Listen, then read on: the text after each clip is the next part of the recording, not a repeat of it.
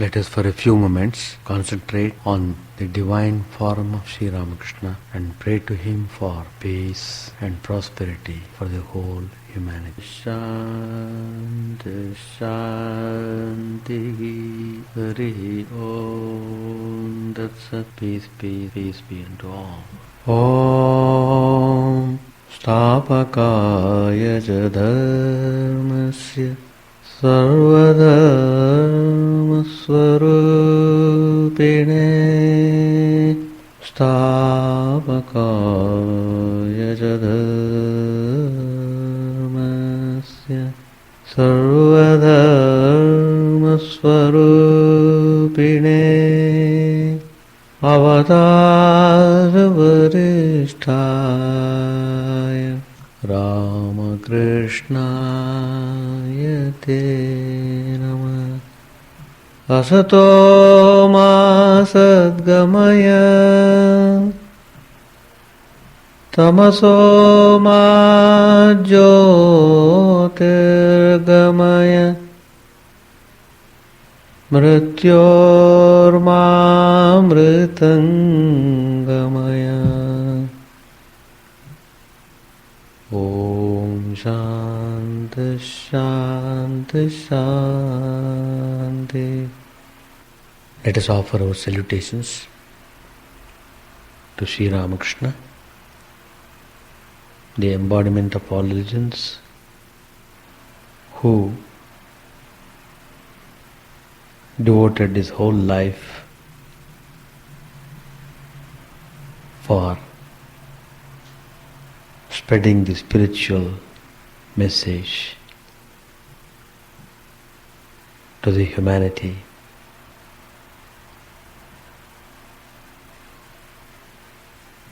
Whose life is the light of knowledge. If we study his life, surely we will be freed from troubles we are facing in this world. Sri Ramakrishna has given simple but very effective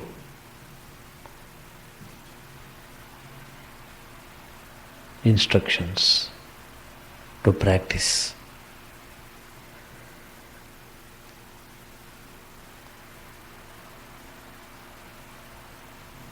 We have come to Sri Ramakrishna. We have just now meditated on him. It has got tremendous significance. The spiritual power works in a mysterious way. It may not be visible to us, but we feel the effect of it.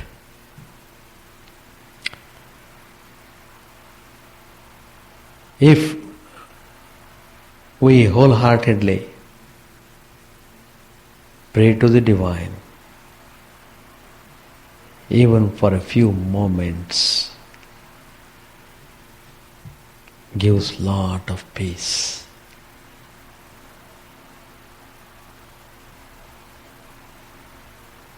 Spiritual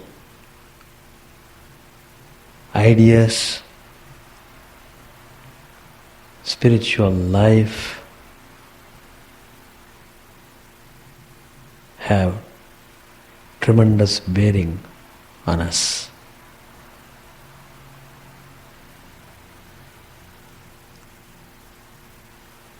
It is true,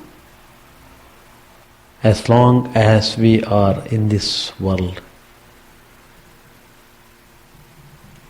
we are to face number of difficulties.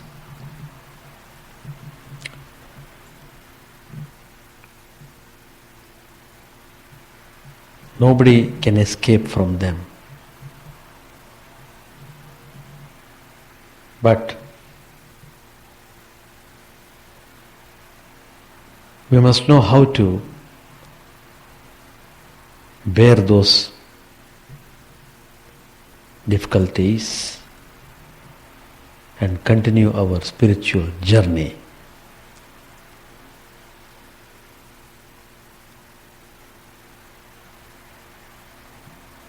Sri Ramakrishna again and again said, the most important teaching of Sri Ramakrishna throughout the pages of Gospel, in some form or other, he says, it is possible to see God.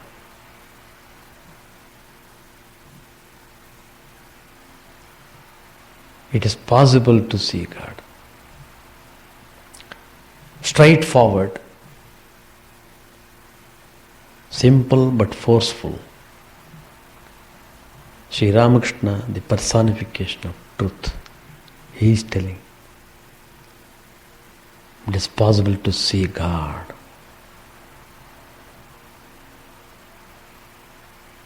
That means to see God in this world.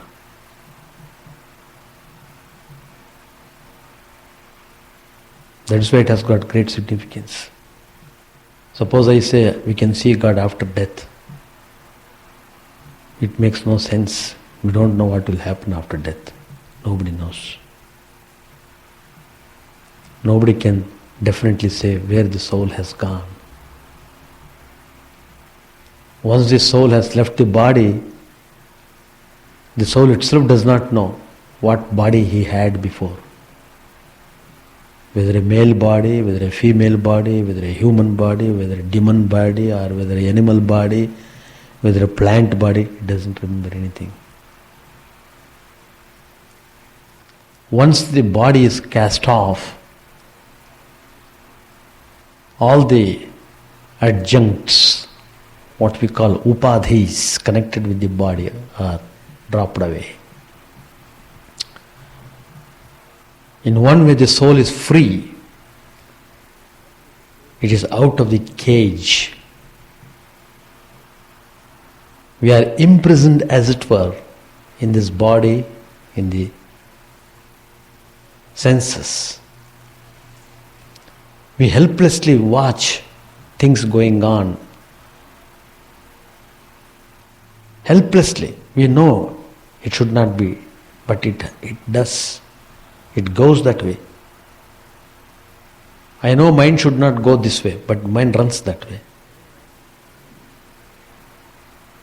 We have to suffer helplessly. So the need of assurance, the need of seeing God in this very life is very important. And Sri Ramakrishna has come to show that it is not a myth, it is not imagination. God is more real than anything else in this world. You can see God, you can talk to Him,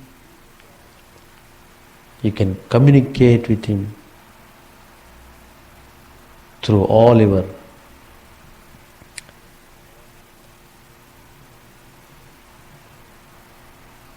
qualities. Then Sri Ramakrishna says, first he says it's possible. That's the first important affirmative, which should encourage us to step into spiritual path.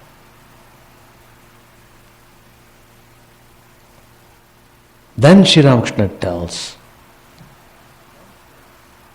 once the goal is set, once you are definite, I am able to see God in this very life, then the next step would be to make little effort, to engage ourselves in spiritual activities. Very important. Spiritual activities. The more we do, the better. In fact,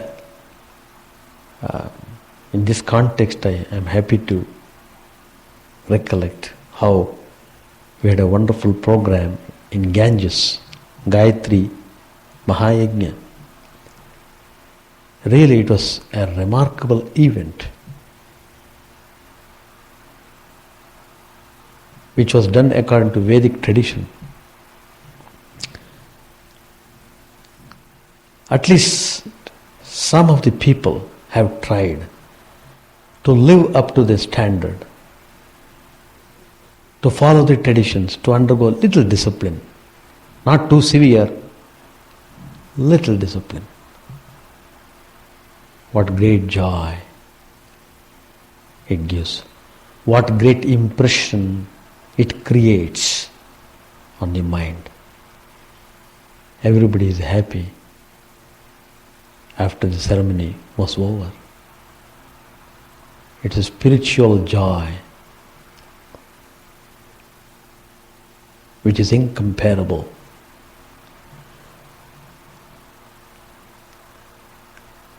I was really very happy and thrilled to see such program. We must engage ourselves that way. It is difficult to organize spiritual activities. It is difficult to spare time to such things. But effort should be made. Little effort on our side, then how everything will come by itself. Somebody will come and help us and show us the way further.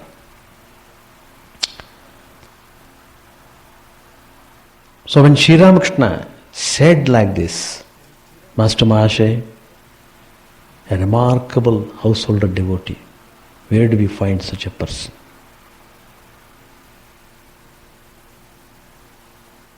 Ideal householder, we should say, who would shed tears of joy by just remembering Sri Ramakrishna. His whole life, the latter part of his life was spent in prayers and meditation.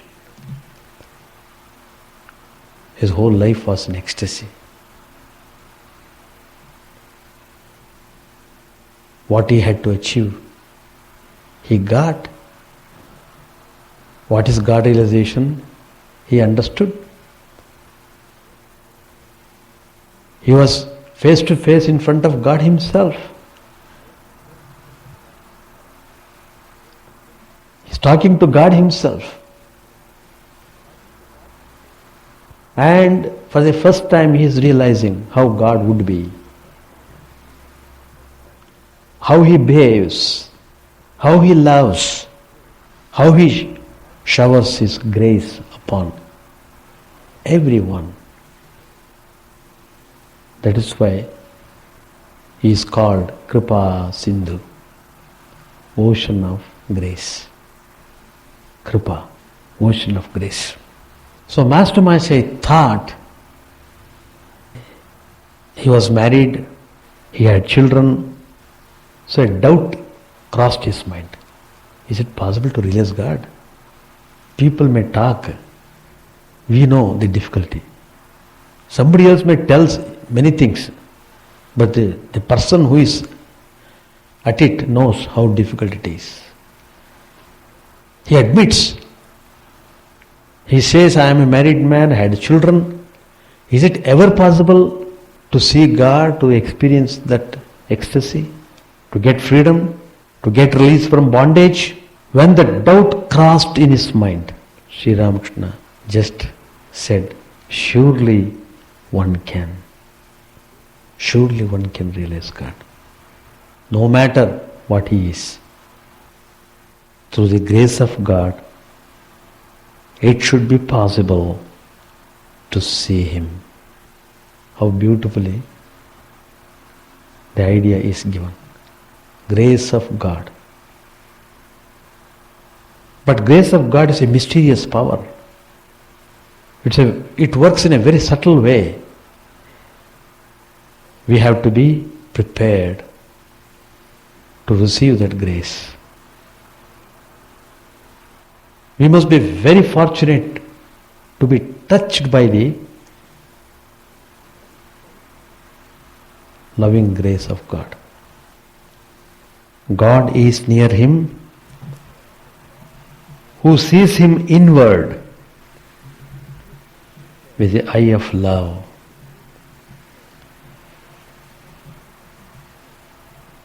Whenever the idea of God comes, let alone loving, always the attitude is demand. Why God is so unkind to me? Why He is not giving me a good job? Does He not know I am suffering in the home? I am not able to pay my bills. I am undergoing so much of poverty. What God is doing? If God is not helping me, I don't want that God. So with this quarreling attitude, with this fighting mood, how can you appreciate God?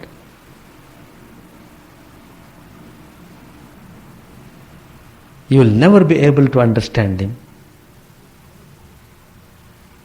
until you prepare yourself properly to receive Him.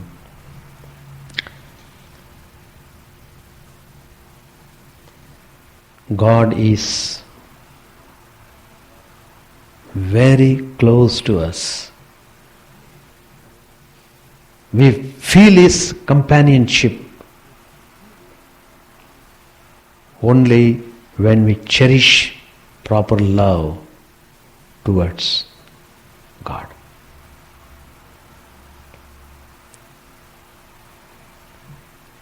There is an instance. Sri Ramakrishna one day was in Bhava Samadhi, in ecstatic mood.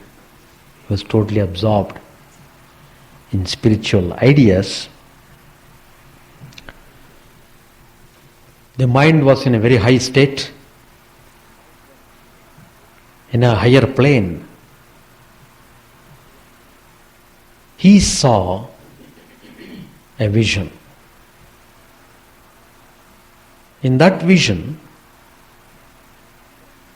he saw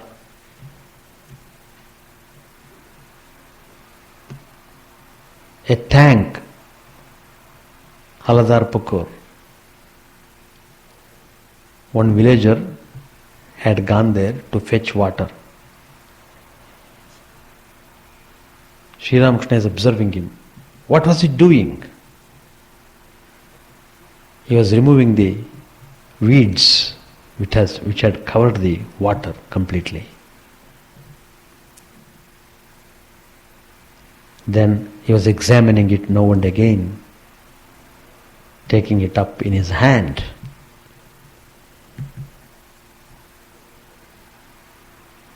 So, referring to this incident, Sri Ramakrishna observes that it has got great significance. Just as water can never be seen unless one removes the weeds on the surface,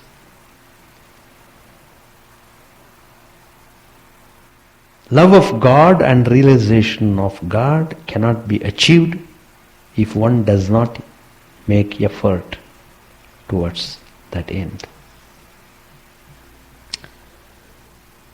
You will appreciate grace, you will understand the significance of grace.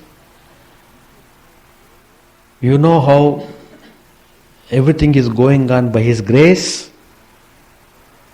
You will be awakened by grace only through little effort.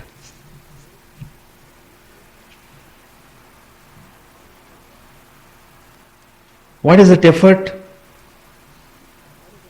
That also Sri Ramakrishna defines. Not doing anything and everything can be called as effort. You do everything and say it is effort. That's how we do everything and call it spiritual. No. You have to follow the correct ways, then only it can be classified as spiritual or not. So, here effort means spiritual activity.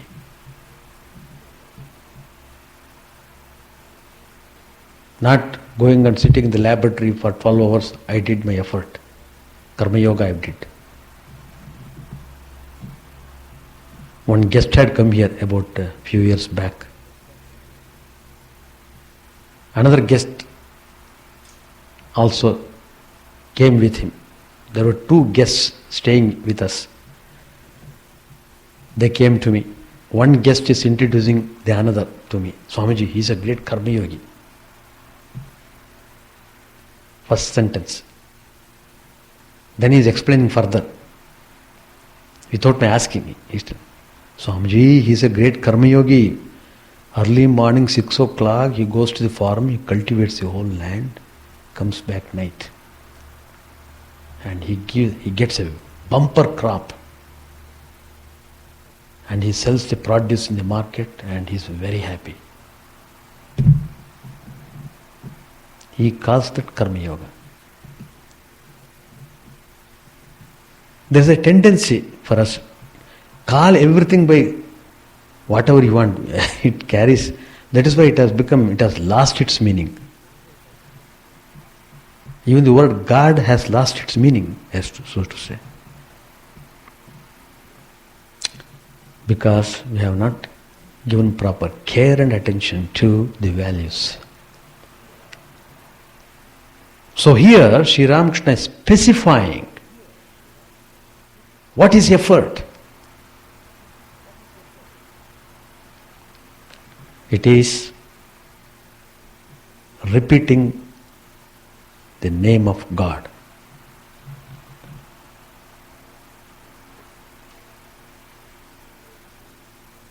Singing is glories. These are Sri Ramakrishna's words. Mark them. Repeating the name of God, singing His glories, offering prayers, performing charity, and participating in sacrifices. These are all the holy activities that lead one to God. When we are engaged in these activities, mind is raised to a particular level and you will feel and you will experience the joy of grace.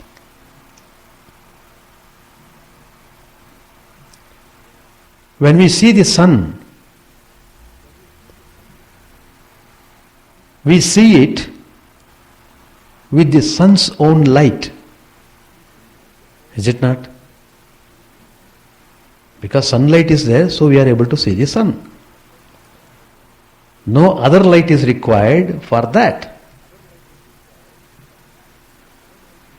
Even so, we see the Lord through His grace alone. Through His grace.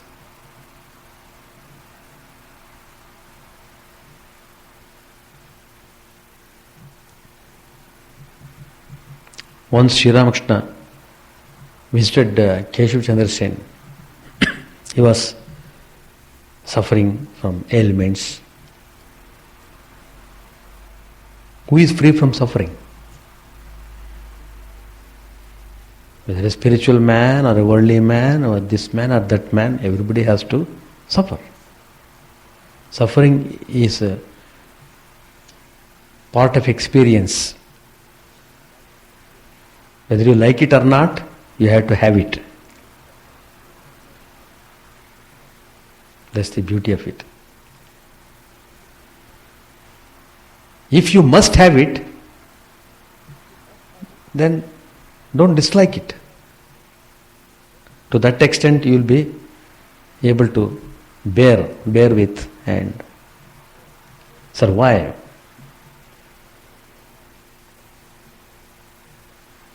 So Sri Ramakrishna was talking with them. In the course of his talk, he was referring to the people. There are people and people. All are not same.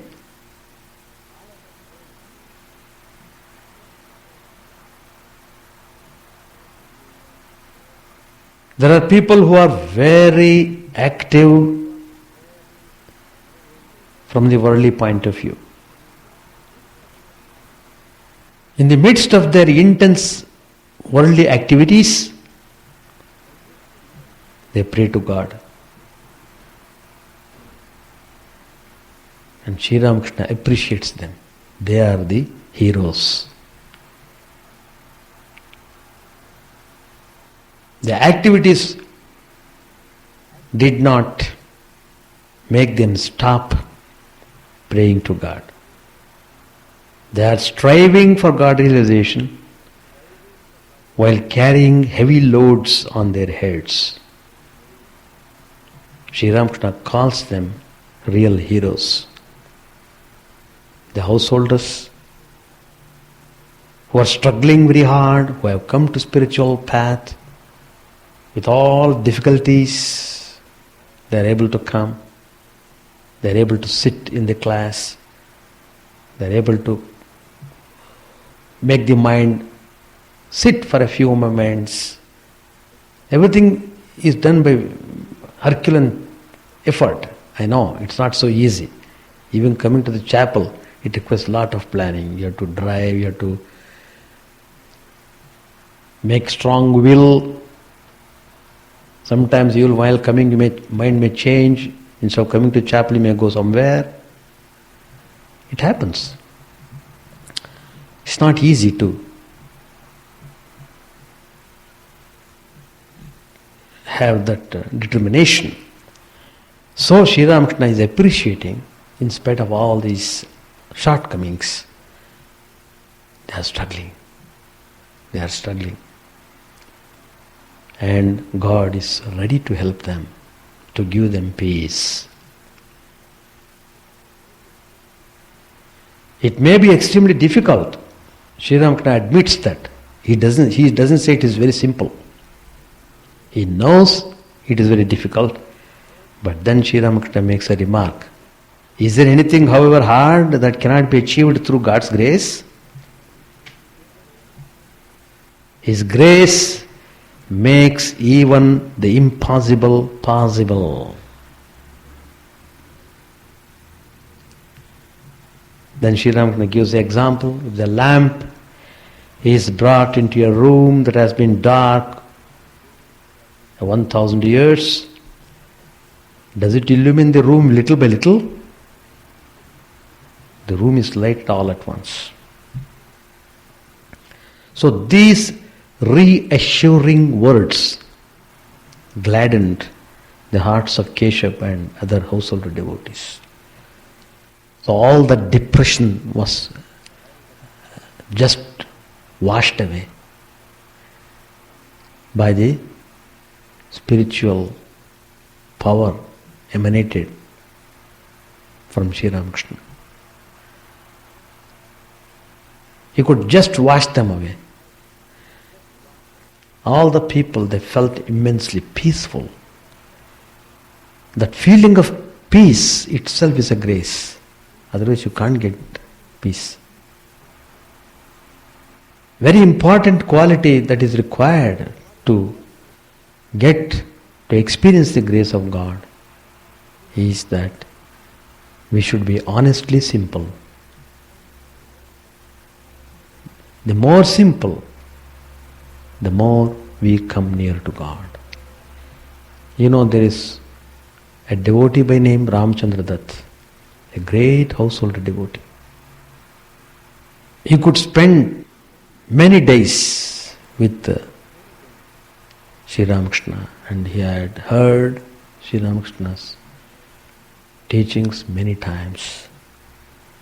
His whole life has undergone total transformation by contact with Sri Ramakrishna.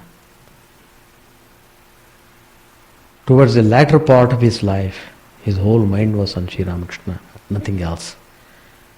If people come there and talk about, he would immediately say, don't talk anything other than Sri Ramakrishna or his teachings in front of me. If you want to talk, you are welcome. Please talk somewhere else. Not here. At least I want to hear about Sri Ramakrishna and his teachings. I don't relish any other talk. He was so sincere because he knew the value of Sri Ramakrishna's teachings, the value of remembering his teachings more and more, so that it becomes part and parcel of our being. Constantly thinking, it creates wonderful impression on the mind. So it rises you to the sattvic mode, which is very essential to experience grace. And he was telling to his people, he had been to Simla. He was suffering from ailments, some asthma, etc. During those days there was no proper medical treatment. People had to suffer. So finally he thought he might not live. So he told the people, well, let me go back to my place. That is Kankurkachi Yoga Dhyan in Calcutta. It's Calcutta suburb. Please take me there. That was his home. Please take me there immediately. I don't want to spend any more time here in Simla. Let me pass my body there. Because that place is holy for me. Sri Ramakrishna has come there many times and he has blessed the place. And I want to cast off this body there. But the household people, the other people, if you tell one thing, they do another way. So they were not giving due attention to what he said, because they knew that the climate in Calcutta suburb was worse than what he is enjoying now in Simla. So according to their worldly calculations, it was not good for Ramchandra Dutt to move away from Simla to Yoga Dhyan. But he was very insistent, and then he came to, oh, these people are not doing anything, now I have to take action on myself. So he ordered some people, some palanquin to be brought, and simply walked out. He came to the place and then he instructed the people. He just lived there 5 days more, then he left his body. Before leaving the body, he told the people, look, any day I may pass away. This body is burnt.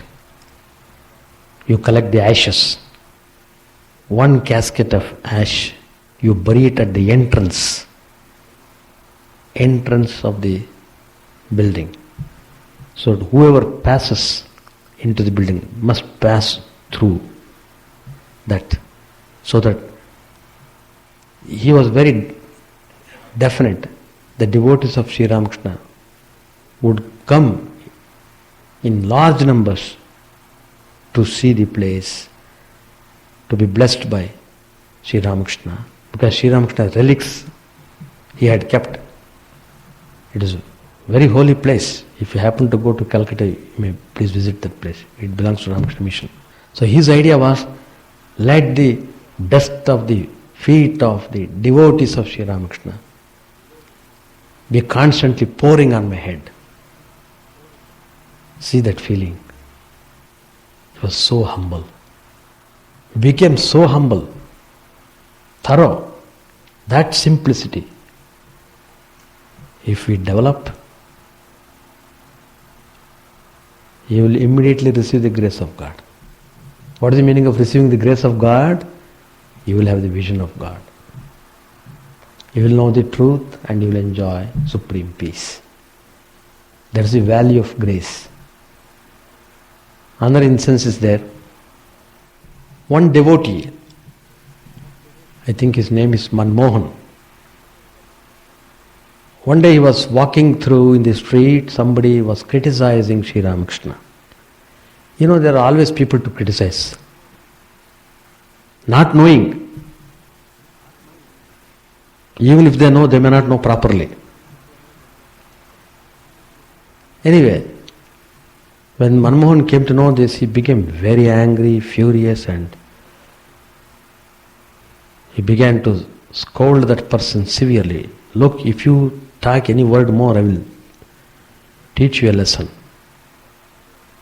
So in a way, he forced him to shut up his mouth. Then afterwards, this incident has happened, and then Manmohan went to see Sri Ramakrishna. As soon as he saw Manmohan, Sri Ramakrishna is making a statement. Why should one become angry? He knows the whole incident. And Manmohan was surprised. Sri Ramakrishna came to know everything. And Sri Ramakrishna is telling in a general way, pointing to this reference. Why should you become angry? What does it matter if a person criticizes me or praises me? I should not be shaken by any of these things, either praise or censure. And Sri Ramakrishna explains further. Suppose he praises me. Is it possible for me to give him 6 jars of gold? I don't have so much gold to give him. Suppose he criticizes me. Can I beat him and teach him a lesson? I don't have that power. So he tells, I don't want any of this. Let them do what they want to do. So that equanimity, that's a tremendous spiritual quality, equanimity. If you are free from ego, then you are not hurt by anybody. If you feel you are important, you are somebody, then you are sure to be hurt by some things. Even people may not criticize. Even by seeing the things while walking, you may feel hurt. Some things are not to your liking, you may feel displeased. Oh, I am not happy. This road is very crowded. So we have to develop that kind of simplicity and humility. Then you will understand the value and greatness of grace. So what Sri Ramakrishna is telling, to summarize what I have talked all this time, conduct ourselves, to engage ourselves in spiritual activities more intensely, more honestly, giving our whole being into that. We mean what we are doing. We are not wasting the time. We are not wasting the time. Every minute is golden. We have used the time in a very valuable way. So like this, the devotees are to be trained properly. The spiritual aspirants must be trained properly. Those who come to spiritual path are to be trained properly. Why this temple is constructed, why the services are there, every day, Vesper service, morning service, all these things. Because it is not possible for every home to have all such things in their home. At least here this place is provided. All of you can come and sit and have that activity done. So, to make easy, in spite of all difficulties you are undergoing, it is possible to maintain your spiritual fervor and to continue your spiritual practices so that you may receive God's grace and make your life peaceful and blessed. Page 334. At 9 o'clock in the morning, Sri Ramakrishna was standing on the southeast veranda near the door of his room with Ramlal by his side. Rakal and Latu were moving about. Yam arrived and prostrated himself before the master. Sri Ramakrishna said to him affectionately, "You have come, that's very good. Today is an auspicious day." It was Friday. It was the last day of the Bengali month and the day of the full moon. M was going to spend a few days with the master practicing spiritual discipline. The master had said to him, "If an aspirant practices a little spiritual discipline, then someone comes forward to help him." The master had said to Yam, "You should not eat every day at the guest house of the Kali temple. The guest house is intended to supply free food to monks and the destitute. Bring your own cook with you." M had accordingly done so. The master arranged a place for the man to cook, and he asked Ramlal to speak to the milkman about milk. A little later, Ramlal began to read from the Adhyatma Ramayana. The master and Yam listened while he read. Rama had married Sita after breaking the great bow of Shiva. On the way to Ayodhya with his bride, Rama was confronted by the warrior sage Parshuram, who was about to make trouble for him. Parshuram threw a bow at Rama and challenged him to string it. Dasharatha, Rama's father, was seized with fear. With a smile, Rama took the bow in his left hand and strung it. Then, prostrating himself before Rama, Parshuram worshipped him as the supreme Brahman. As Sri Ramakrishna listened to Parshurama's hymn, he went into a spiritual mood and now and then chanted the name of Rama in his melodious voice. Then the master asked Ramlal to read about Guhaka. Ramlal read. Guhaka, the Pariya, was chief of the untouchables and an intimate friend of Rama. When Rama, Sita and Lakshman were starting into the forest to redeem Dasharatha's pledge, Guhaka ferried them across the river. Rama embraced Guhaka tenderly and told him he was going to spend 14 years in exile, wearing the bark of trees and eating the herbs, fruits and roots that grew in the woods. He promised to visit Guhaka again on his way back to Ayodhya after the period of exile was over.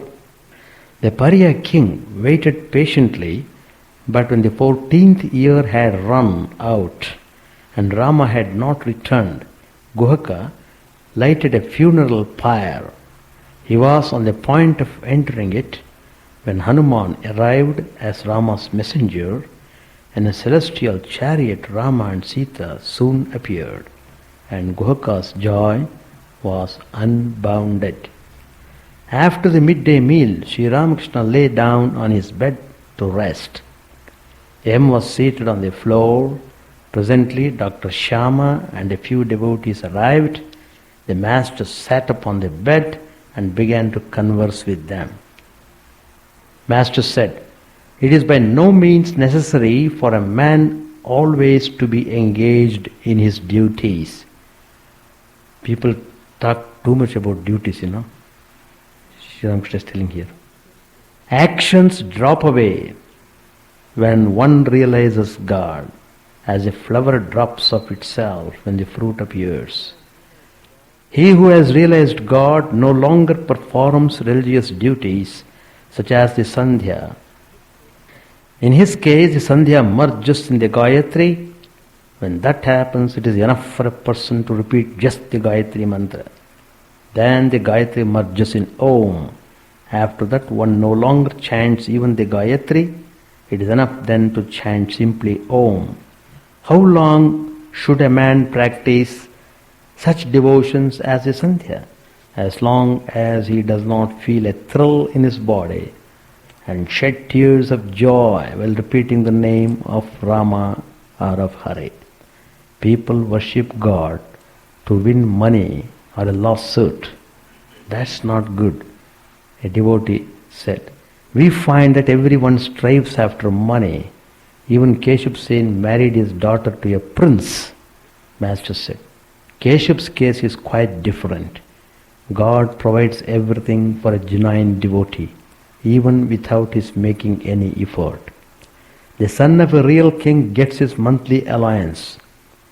I am not talking of lawyers and men of that sort who go through suffering in order to earn money and who become slaves of others to that end. I am speaking of a real prince. A true devotee has no desire. He doesn't care for money. Money comes to him of itself. Gita describes such a devotee as content with what comes to him without effort. A good Brahmin without any personal motive can accept food even from the house of an untouchable. He does not desire it, it comes of its own accord. A devotee asked, "Sir, how should one live in the world?" Sri Ramakrishna answered, "Live in the world as a mudfish lives in the mud. One develops love of God by going away from the world into solitude now and then and meditating on God. After that one can live in the world unattached. The mud is there and the fish has to live in it, but its body is not stained by the mud. Such a man can lead the life of a householder in a spirit of detachment." The master noticed that M was listening to his words with great attention. Master looking at him, "One can realize God if one feels intense dispassion for worldly things. A man with such dispassion feels the world is like a forest on fire. He regards his family as a deep well. If he really feels that kind of dispassion, he renounces home and family. It is not enough for him to live in the world in a spirit of detachment. Lust and gold alone is Maya. If Maya is once recognized, it feels ashamed of itself and takes to flight. A man put on a tiger skin and tried to frighten another man. But the latter said, 'Oh, I have recognized you. You are our Hari. Hare, Hare.' At that the man dressed in the skin went away smiling to frighten someone else. All women are the embodiments of Shakti. It is a primal power that has become woman and appears to us in the form of women. It is said in the Adhyatma Ramayana that Narada and others praised Rama, saying, 'O Rama, thou alone art all that we see as male, and Sita all that we see as female. Thou art Indra, and Sita is Indrani. Thou art Shiva, and Sita is Shivani. Thou art man, and Sita is woman. What more need I say? Thou alone dost exist wherever there is a male, and Sita wherever there is a female.'" To the devotees, one cannot renounce by the mere wish. There are prarabdha karma, inherited tendencies and the like.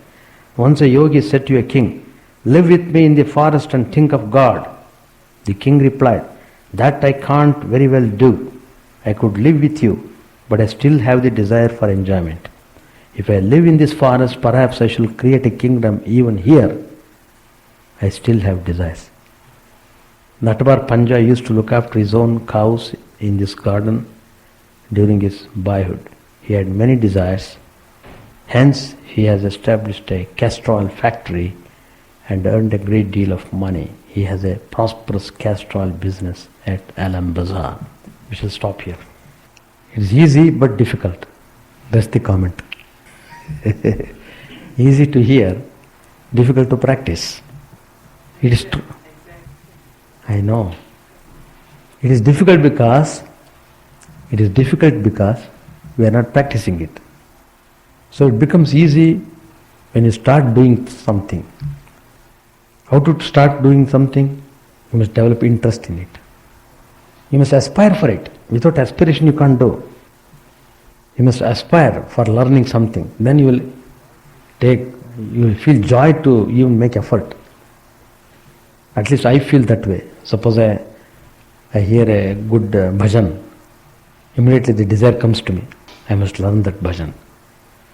I go and I make my effort and try to take the script and note down, and I'm prepared to spend 3, 4 hours, 5 hours, but I feel happy over it. Why? Because I like it. So liking you must develop. Once you develop that liking for spiritual life, you will be wonderful. And difficulties are nothing. Difficulties come, but they come and go. Agama payanaha. They come and go. Ayaram gayaram. In Hindi they say. Performance of sacrifices. You can take any sacrifice that helps you towards unfoldment of your spiritual personality. For example, engaging yourself in selfless activity is also a kind of sacrifice.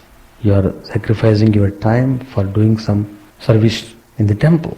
And sometimes you may participate in certain types of spiritual programs, such as what I said, they did Gayatri Mahayajna. It's a sacrifice. But they all came and they were wearing yellow dress and they took up Diksha and they repeated 1008 times Gayatri. It was amazing. And coming away from their home and coming to that countryside, and it's a tapo bhumi. If you see Ganges, how beautiful it is. Remarkable. Vast land. You will never see any home there. Even once you're there, wherever you see only trees and trees and trees. Vanadevata. Only trees all around. Full of trees. They are inviting you. They are blessing you with their breeze, soothing breeze. They cool your nerves. Even when you enter the Ganges, you feel that feeling. But you must go with a prepared mind. Like that. And suppose a group of people, about 5-10 people, they want to have some japa yajna. They want to do whole day. One weekend, instead of whole day gossiping, whole day you come and do japa. Repeat Lord's name. Or whole day you do bhajans by turns. Suppose 10-20 people all join together, one by one you can sing. So like that, these are all spiritual activities. So one is, sacrifices mean the rituals. For example, there are so many sacred hymns are there. For example, Lalita Sahasranama, Chandi Path, and 1000 names of Vishnu Sahasranam, 1000 names of Ganesha, whatever it is. 1000 names of Ramakrishna also are there. Ramakrishna Sahasranam. In fact, when I was in Bangalore, it went through nicely. I had very good priest there. Very orthodox person. Very sincere, honest. Luckily, we came in contact with him and he became very much devoted to ashram. Whenever I call for him, he would immediately come. So we fixed up the program. About 50-100 people joining together and doing this homa, havan, and with swahakara. And he adopted this Sri Ramakrishna for the mantras. It went off very well. People loved it and loved it. So like that, what is needed is You must engage yourself in spiritual activities. That's what I want to say. Use the facility in a nice way. People spend millions of dollars for constructing temple, for constructing the meditation hall, but hardly one man will be sitting there. You go and see Baha'i temple. I have seen that. Nobody. Huge temple. And there they have appointed I don't know what they have got a particular name. They are paid for it. So what they do, exactly morning at 11 o'clock, two ladies come. That is they have been given that job. What they do, one lady goes and lights the lamp, etc. at 11 o'clock. Another lady reads. Audience, only those two. Capacity of the hall, 2,000 people can sit. First class hall, magnificent hall. You really feel that once you go inside, you feel really remarkable. But people are not there to. They spend money, but they don't use it. Finally, it is kept in the hands of two people. For the two people, why should you have to spend $200 million for that hall? Now, I'm just giving an example. Like that, we have become like that. We are so weak. We can't pursue things because our mind is divided, terribly divided into so many divisions and subdivisions. It is ruptured actually. Mind is ruptured. Mind has developed cracks. The result is you are not able to think properly. You are not able to act properly. You are in a terrible state of helplessness. At least you are aware of it. To that extent you are fortunate. At least you are aware. That awareness at least should bring you to God. About your question I have answered about chant the name of the Lord and His glory unceasingly, that the mirror of the heart may be wiped clean and quenched that mighty forest fire, worldly lust, raging furiously within. O name, stream down in moonlight on the lotus heart, opening its cup to knowledge of thyself. O self, drown deep in the waves of His bliss, tasting His nectar at every step, bathing in His name that bath for weary souls. Various are thy names, O Lord. In each and every name thy power resides. No times are set, no rites are needful for chanting of thy name. So vast is thy mercy, how huge then is my wretchedness, who find in this empty life and heart no devotion to thy name. O my mind, be humbler than a blade of grass, be patient and forbearing like a tree, take no honor to thyself, give honor to all, chant unceasingly the name of the Lord. O Lord and soul of the universe, mine is no prayer for wealth or retinue, the playthings of lust or the toys of fame. As many times as I may be reborn, grant me, O Lord, a steadfast love for Thee. A drowning man in this world's fearful ocean is Thy servant, O sweet One. In Thy mercy consider him as dust beneath Thy feet. O how I long for the day when an instant separation from Thee, O Lord, will be as 1,000 years, when my heart burns away with its desire, and the world without Thee is a heartless void. Prostrate at Thy feet let me be, in unwavering devotion, neither imploring the embrace of Thine arms, nor bewailing the withdrawal of Thy presence, though it tears my soul asunder. O Thou who steelest the hearts of Thy devotees, do with me what Thou wilt. For Thou art my heart's beloved, Thou and Thou alone. O Lord, lead us from the unreal to the real. Lead us from darkness to light, and lead us from death to immortality. May all be free from dangers. May all realize what is good. May all be actuated by noble thoughts. May all rejoice everywhere. May all be happy. May all be free from disease.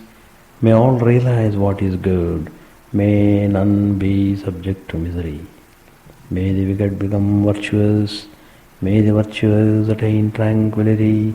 May the tranquil be free from bonds. May the freed make others free. May good betide all people. May the sovereign righteously rule the earth. May all beings ever attain what is good. May the worlds be prosperous and happy. May the clouds pour rain in time. May the earth be blessed with crops. May all countries be freed from calamity. May holy men live without fear. May the Lord, the destroyer of sins, the presiding deity of all sacred works, be satisfied. For he being pleased, the whole universe becomes pleased. He being satisfied, the whole universe feels satisfied.